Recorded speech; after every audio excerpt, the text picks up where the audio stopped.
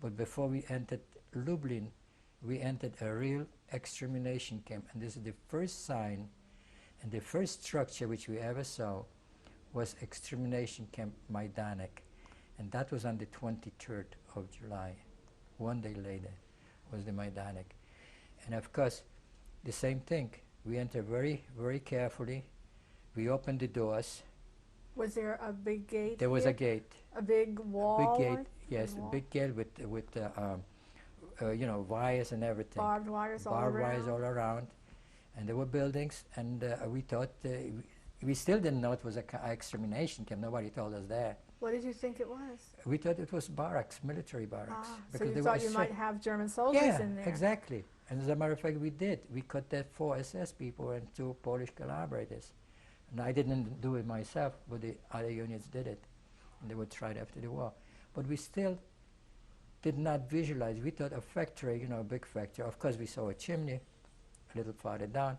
We saw a tremendous amount of ashes, but we still didn't know. Maybe that's a factory, maybe it's something, maybe that's industrial waste, whatever it is. We didn't know it's human ash till later, till about a half an hour later.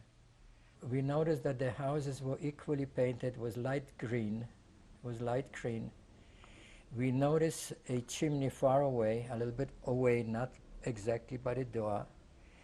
We noticed big magazines of clothing. Still there, full of Still clothing. there, full of clothing. We noticed the big storage, open storage. Now, it was like 3 walls, okay?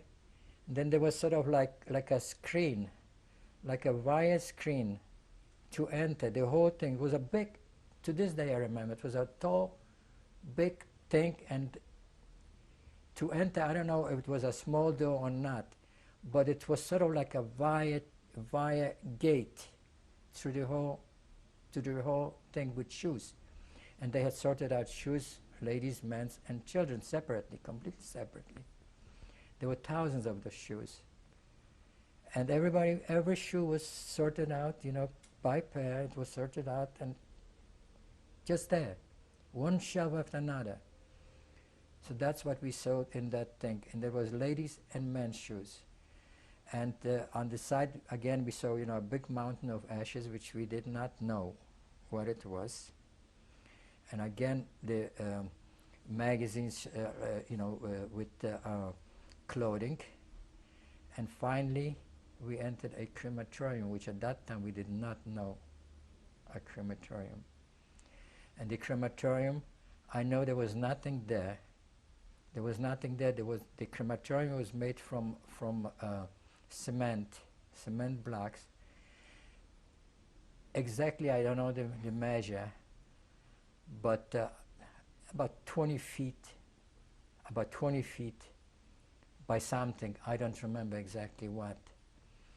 And they had sort of like shower heads on the ceiling. We didn't know what. We thought it was water for shower. They had very small opening in the steel doors that you can see from the outside. You couldn't see anything from the inside, but you could see from the outside.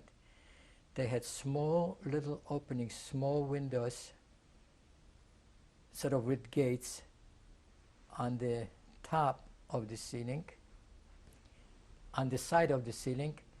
And there was also looking in from on the top was also sort of like a opening. And that was the gas chambers.